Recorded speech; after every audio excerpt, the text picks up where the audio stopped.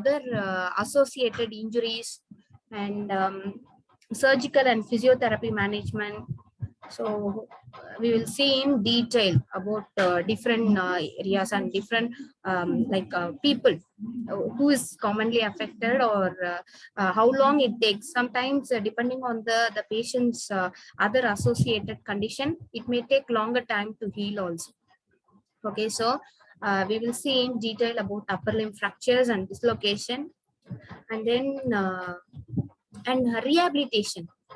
So our main role is, after completing the medical management, the rehabilitation part. We need to give more importance to. So what is the rehabilitation? Actually, in the rehabilitation, we need to concentrate on this four important things. First one is range of motion. So achieving the normal range of motion. Strength. Okay, there is a weakness after immobilization. Can you hear me? Is it okay, or do you want me to be a little louder? We can hear you, Miss. Pardon? Yeah, we can hear you, Miss. Okay. So first thing is range of motion. So improve the range of motion, and then strength training. We need to improve the strength of the muscle, because already 2 months or 3 months, if you are in immobilization, it becomes too weak. So we need to strengthen that. And other concept, do you have any idea what is the other things we need to come? 4 important concepts. One is range of motion, other one is muscle strength. What about third and fourth?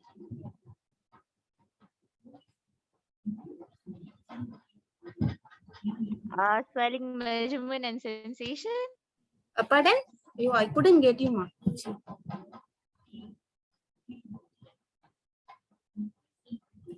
What you're saying? Swelling measurement and sensation test. And I'm not talking about a special test and all. 4 important areas where we need to concentrate on rehabilitation. Okay, I'm talking about in which areas we need to improve. Okay, I will tell you. First one is improving the range of motion. Second one is improving the strength. Third one is your functional improvement, the ADLs, improvement in ADLs. Because after that, they're having struggle in achieving their normal activities without the help of others. That is the main concept of rehabilitation, right? So that is to meet out the daily demands. Okay, that is third point. And fourth one is gait correction. If there is any gait or postural deviation is there, means we need to correct and settle that problem. So these are the 4 important areas where after fracture immobilization, I'm talking about after fracture immobilization, these are the 4 areas where we need to be give more importance. Okay. So upper limb fracture and dislocation. So various areas and various classification. We already you know that. So in depth, we can see in depth about upper limb fractures and dislocation. And then fourth one is the fracture and dislocation of lower limb. Okay, so here also the same main importance is mechanism of injury. What is the pattern, or which movement causes the problem, or there is a specific patterns or there. Each and every mechanism of injury, you can expect a particular movement or particular things like in road traffic accidents itself. Some specific patterns are there. If you find out what is the accident force or the speed of the things, you can predict or you can judge the impact. Okay, for example, a high speed, that you can ask simple question like whether it is occurring in a high speed or low speed. In that itself, you can find out the impact of fractures, crushed injuries or comminuted injuries. This type of fractures are common in high speed road traffic accidents. Okay, so like that, the mechanism of injury, complication, and conservative management, surgical and physiotherapy management, everything we'll see for lower limb. Okay, on then fracture and dislocation of spine. and soft tissue injuries, and then orthopedic surgeries. What are the various types of surgeries? We will see in detail about what is the process. Sometimes total hip replacement, or maybe intramedullary nailing. So like that, in which cases you have to apply nailing, and which cases you need to do plating and screws, or in some cases you need to replace, you need to give prosthesis. So like that we'll see in detail. Okay, that's it. And then let's move on to the continuous assessment.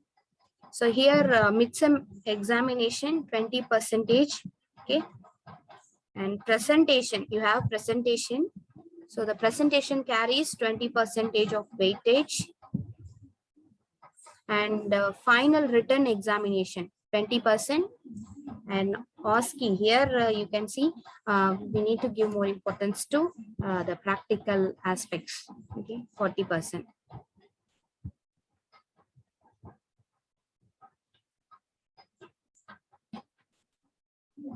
So mostly we prefer for special test and all Maggie, and then John Ebenezer. It's in our library, so it is also very useful. John Ebenezer is fully deals with fractures and things. So if I get this book, I try to give all the books related, most of the related books tomorrow or day after tomorrow.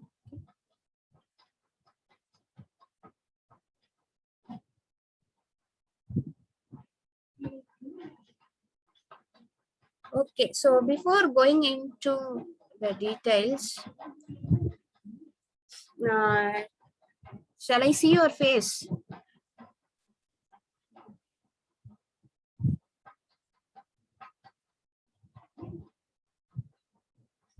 Shall we introduce?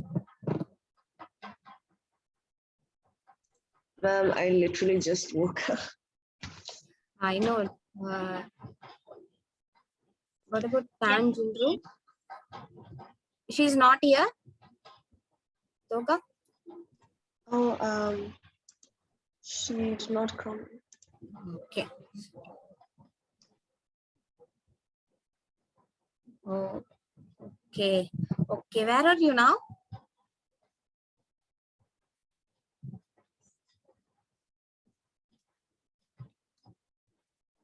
Actually,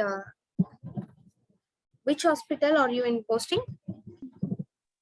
Hospitals Brand Jaya, Miss. Oh, okay.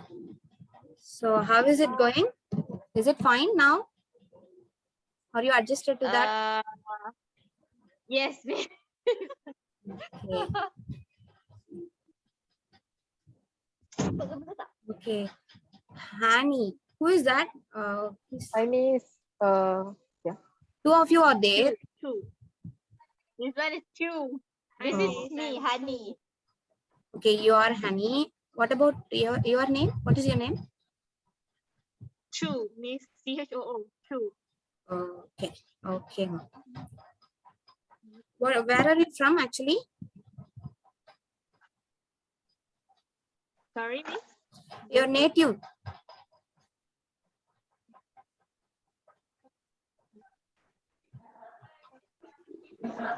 Where are you from? From which state you are coming?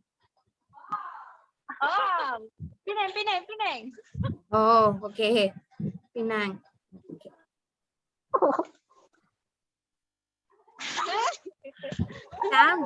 Cloud Gene oil. Am I right? What is it?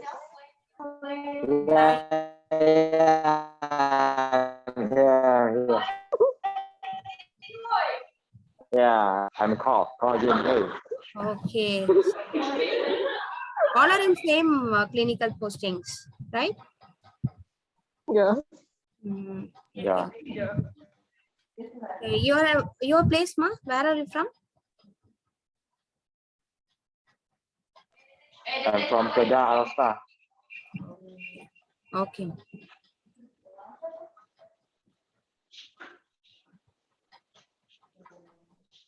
Hi. Yeah. Bisogi. Am I right? Yeah. Yeah. Okay.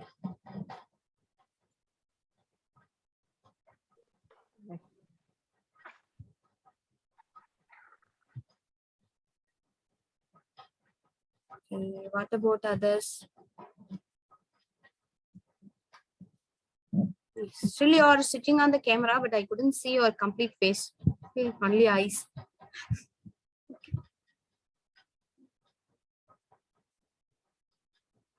Aisha, can you switch on your cameras? I'll try.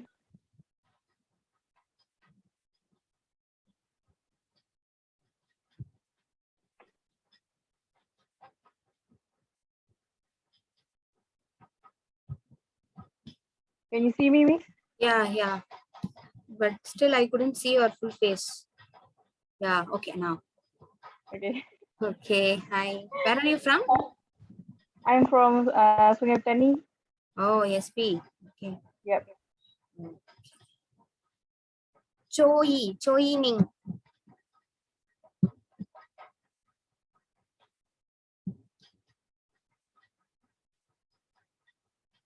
Oh, okay. Hi. Joyce. Joyce. Hi, Miss. Hi. I'm Joyce. Okay. We're having fun there, I think.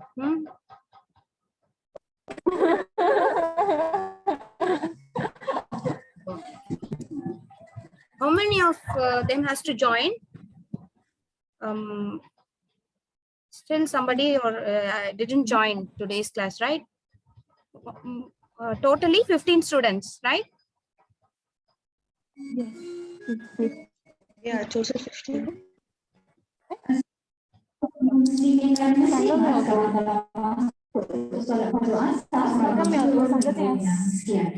Okay, guys. Thank you. Thank you for showing your face and introduce yourself.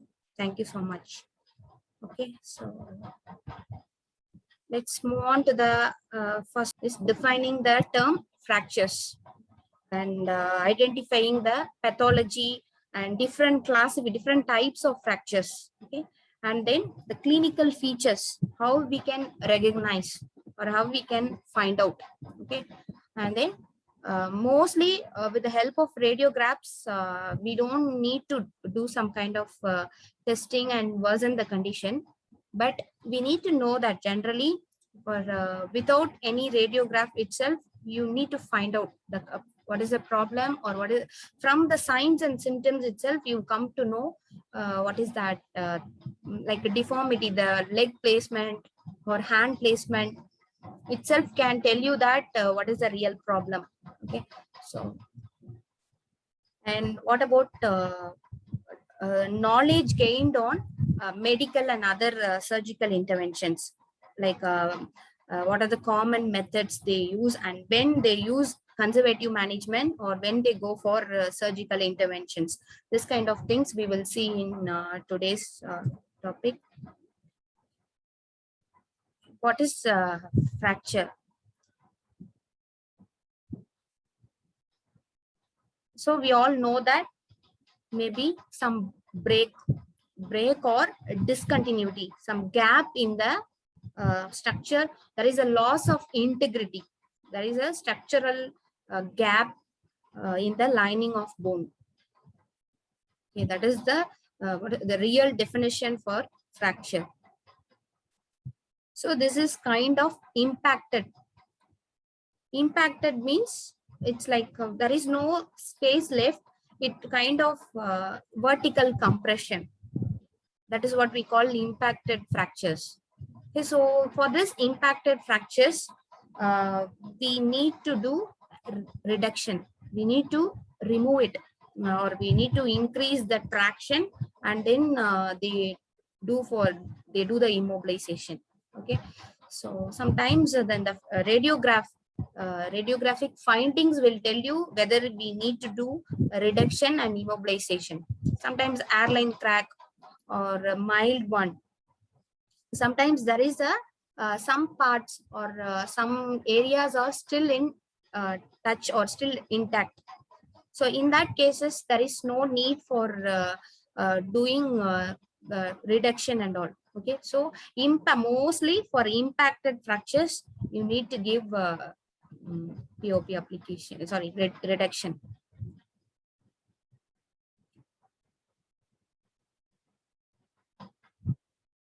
Okay, so what are the various causes? You can tell me, what are the various causes for fractures?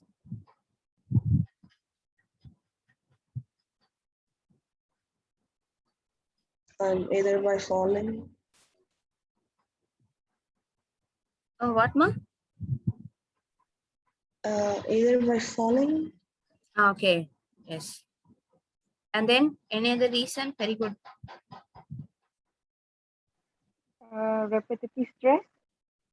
Repetitive stress and other pathological problems. Okay, so if they are having osteoporosis or weakness or bone density is reduced, means they may get like the high forced movement itself can cause fracture sometimes. Yes. And any other reason? Yes.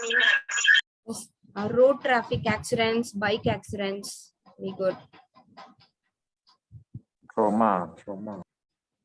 That's why. That's what road traffic accidents or type of trauma actually. Then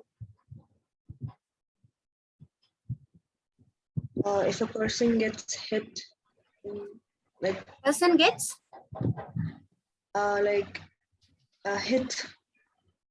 what, ma? Hit, HIT. I couldn't hear you. If a person gets hit by Okay, a okay. harsh object or something. Yes, get it. Like in the contact sports, that kind of thing. Okay, in sports, sports injuries also very common to get fracture. So sports injuries or sports accidents are one of the causes. Okay, so classifications mainly traumatic, stress, pathological, and avulsion. So avulsion, it's not actually IF. It's not considered fracture because of high muscle contraction, high forced muscle contraction. A chip of bone is getting come out of that segment. Maybe that is avulsion. Mostly the tendon, due to rapid contraction, rapid strong contractions, you may get a chip of bone removed from that place. Okay, that is the avulsion fracture. Okay, so these are the 4 different classifications we have. Traumatic means like road traffic accidents, sports accidents, like within seconds we couldn't predict. Accidents occurs in microseconds. Okay, so traumatic, the most common reason for fractures are traumatic. Road traffic accidents, bike accidents, these are all the most common type. And then the stress fracture. Once again,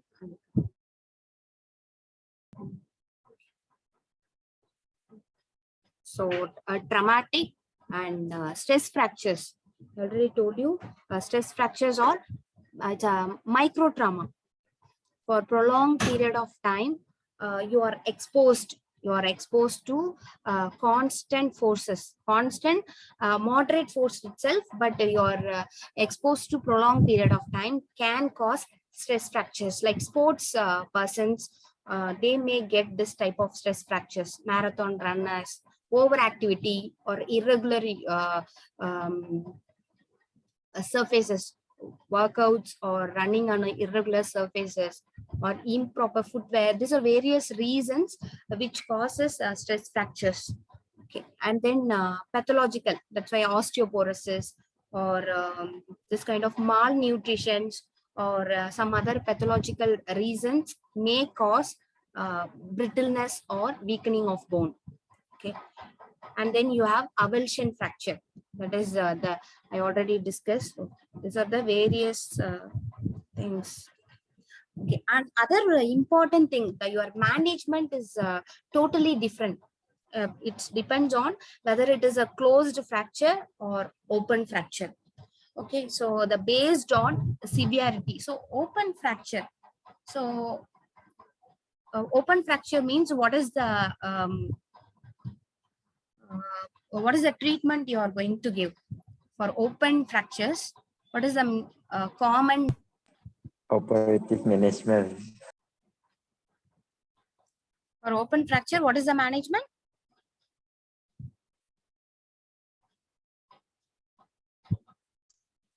Is it through surgery? Operative management. Sorry, I couldn't get you. What you're saying? One is surgery, I heard. He said operative management. Operative management. Okay. So for open fractures, you have to do surgical, but in that surgical itself, you have to give external fixations. For open fractures, you have to give any external fixators that is visible. When you see the patient, you can see that some kind of the commonly we have Ilisaro fixations, some ring kind of things. They surround the wherever the problem is. Only in the open fractures we are going to give this kind of external fixations. Okay, so whether it is a comminuted or some kind of normal displacements, simple depending on the first grade. Okay, other than that, you have to, if it is an open fracture, that is soft tissue injuries also there, then you have to go for external fixations. Okay, then closed one. So closed fractures, you can go for POP, conservative management, normally by conservative management, or internal fixations. If you want to decrease the duration of treatment and rehabilitation, if you want to reduce the timing, then some people or some orthopedician prefer this internal fixations. Internal fixations means you have to attach the plates or screws in the bony segments, and it is not visible. Okay, so that is the difference between internal fixation and external fixations. Okay, so what is the main difference? Closed fracture means maybe it is like there is no gap, or it is more stable, then you can go for conservative management. But if it is unstable or it involves articular area, that is joint involvement, if there is any joint involvement and all, you can go for internal fixation or decrease the time span. Maybe for example, if he's a sports person and he has to go like within 6 months span, he has only 6 months of time to get rehabilitation. In that time, we need to reduce the timing. In that case, they go for internal fixations. Okay, other crushed injuries or open fracture, that is bone may impact or come out of your skin, or that way it is exposed, and soft tissues are also more commonly affected, means we can go for external fixation. Open fracture means external fixations. So depending on, so why we need to know this classification means accordingly management, that treatment part, orthopedic treatment varies, and after that our rehabilitation part also varies. We need to like for internal fixations and all, we need to start a little early because it is more stable compared to POP or the other conservative management. This is more stable union. We are expecting a rapid union, so you can start little bit early in closed fractures. The closed fractures, but internal, if you are using internal fixation.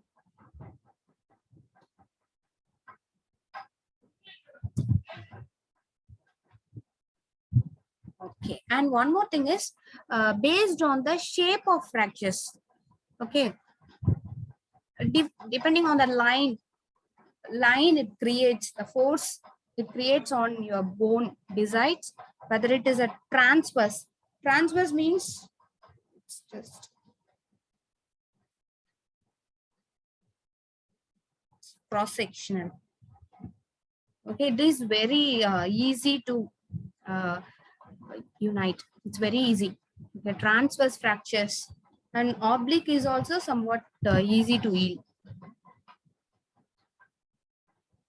Okay. And then spiral, maybe the torsion or twisting force can cause this spiral type of fractures. So it takes longer time to heal, as well as some kind of nerve or arteries, vessels, vascular structures are also get affected most commonly in spiral type of fractures. Okay, and then we have green stick fracture, like it is a hairline. Just it's very difficult to find out in radiographic findings also. This green stick fracture, like after getting numerous experience, after a vast experience only finding out this green stick fracture, maybe immediately after injury, if you take some x-rays and all, you couldn't find it, but still pain would be there. And then after taking 2 or 3 days later only, we find out that the person is having fracture. Sometimes it happens. Okay, so it's a very thin line, hairline fractures, and comminuted fractures. This is like type of it's more than 2 or 3 pieces, but it's displaced segments or 2 or 3, and then the displacement is also higher, more displacements and more unstable.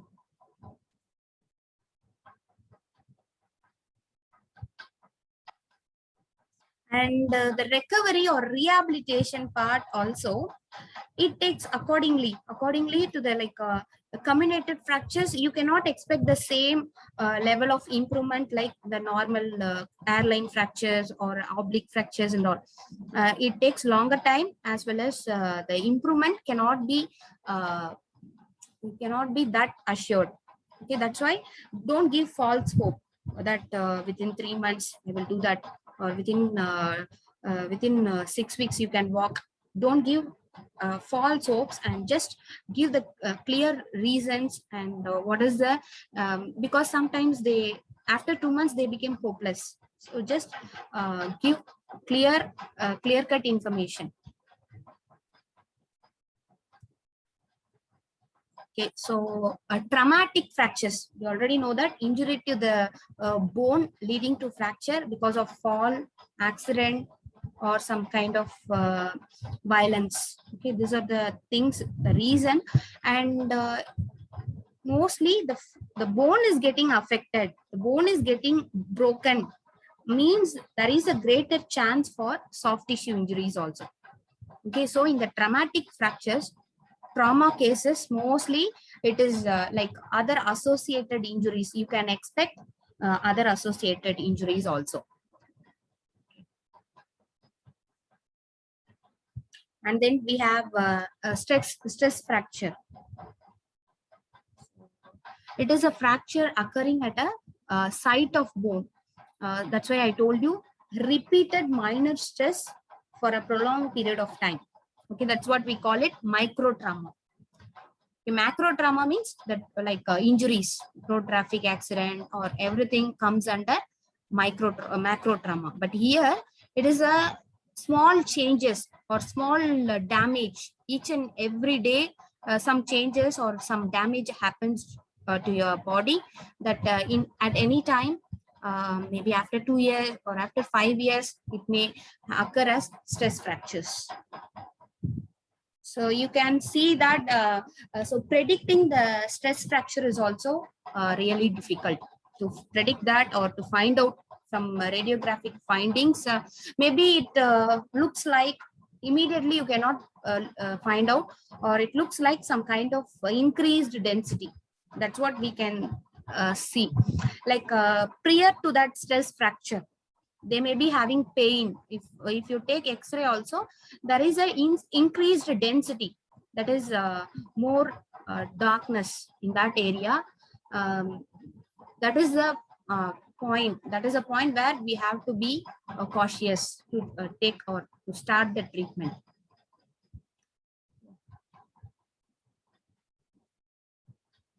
And then the pathological fractures.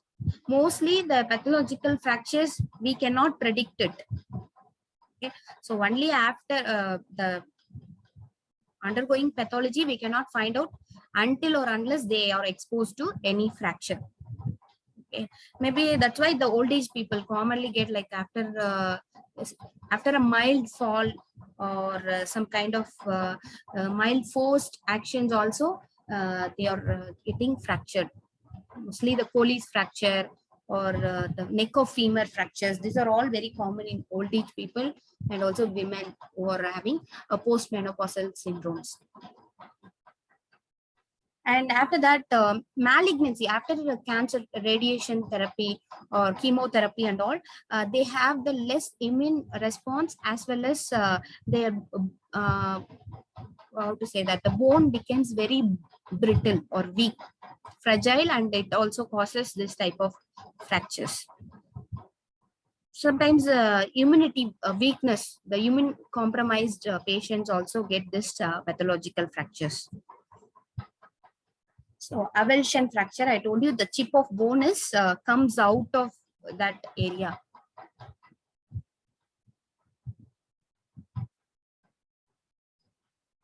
So more powerful bones, more powerful muscles can cause this avulsion fracture. Okay.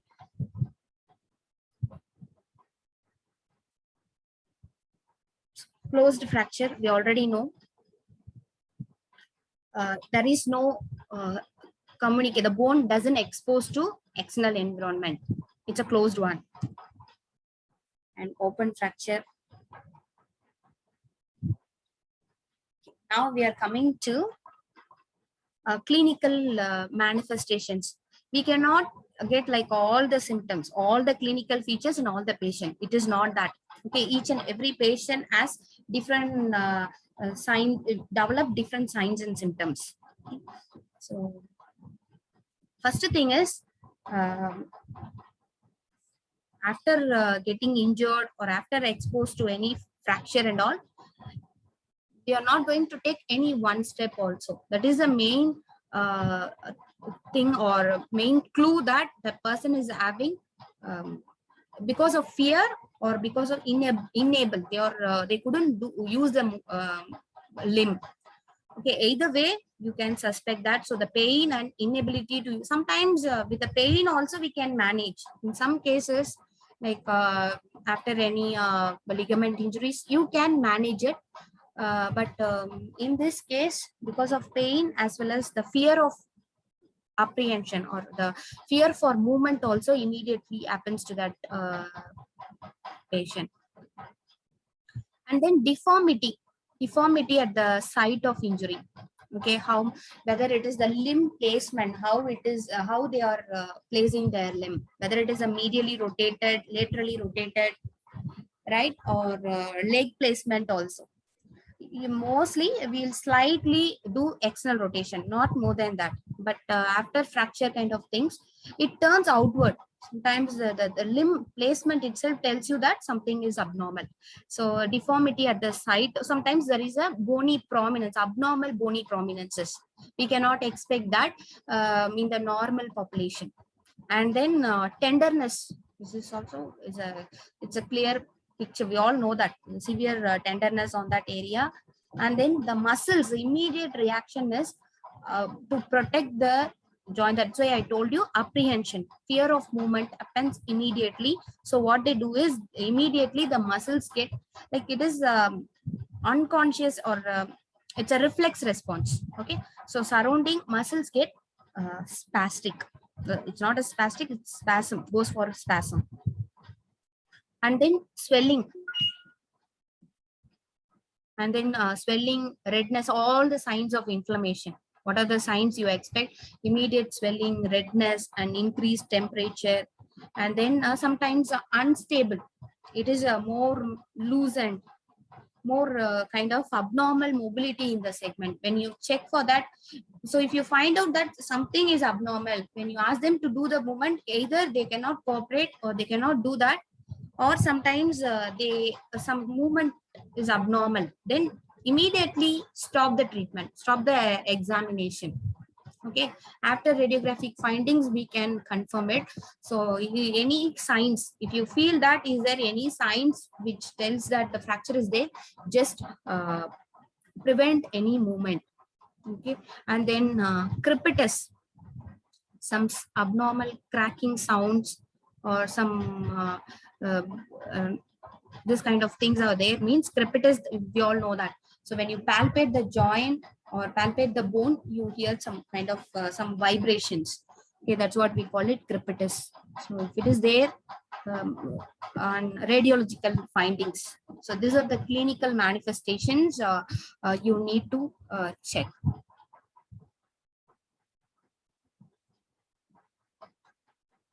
Okay, complications. I already told you associated injuries and associated structures are also gets affected. Okay, for example, immediate, delayed, and late complications. So after fracture, this we have different categories of complications.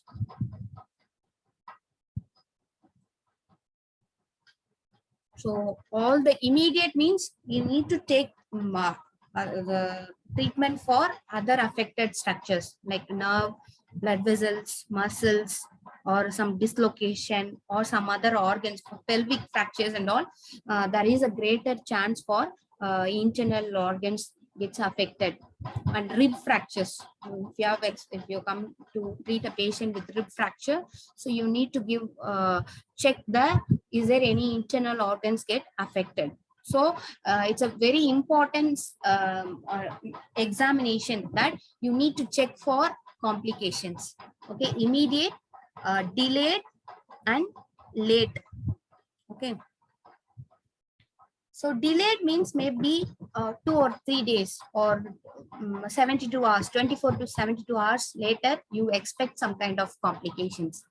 Okay, so that these are all delayed complications. And then late means maybe maybe after the second stage of healing, then only you come to realize some complications: malunion, non-union, delayed union, late osteoarthritis, or some kind of because if you ignore the injury, nerve injury and all, it may lead to deformity and paralysis of muscle itself. Okay, so the complex.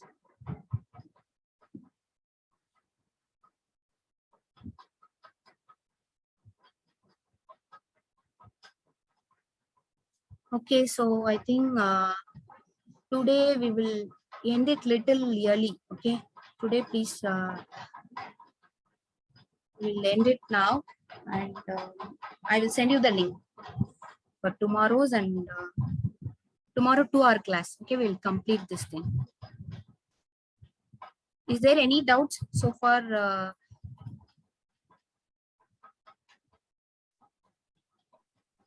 No, miss. Miss, Yes. sometimes after fracture, the person will still have a cracking sound in that specific bone. Is that normal? Once again. Sometimes, like after fracture, like after the rehabilitation, the person will have some cracking sound. It's not because of pain or Maybe it is anything. recurring. It's an after fracture thing. So you is are that asking normal? about the recurrent fracture, right? After rehabilitation, it is happening. That's what you are asking, right? So Yeah.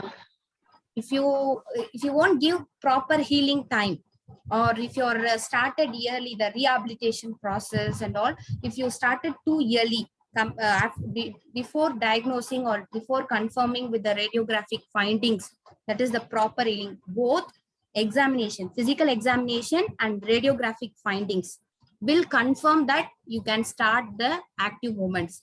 If without that confirmation from two aspects, if you are going for any activities or any kind of movements and all, it may heal fast, but later on it can occur because of that improper healing, it may recur. Okay, it is there. So after consultation, after discussing with your team, you need to take that first initial active movement stage. Okay, otherwise that is from our point, I am telling you from our point. Sometimes orthopedician also wrongly interpret some cases. Okay, so I have to talk about what is our mistake that may cause that problem. Okay, let's discuss in detail about. Is it clear? Yes, miss, understood. Okay, so is there any doubts?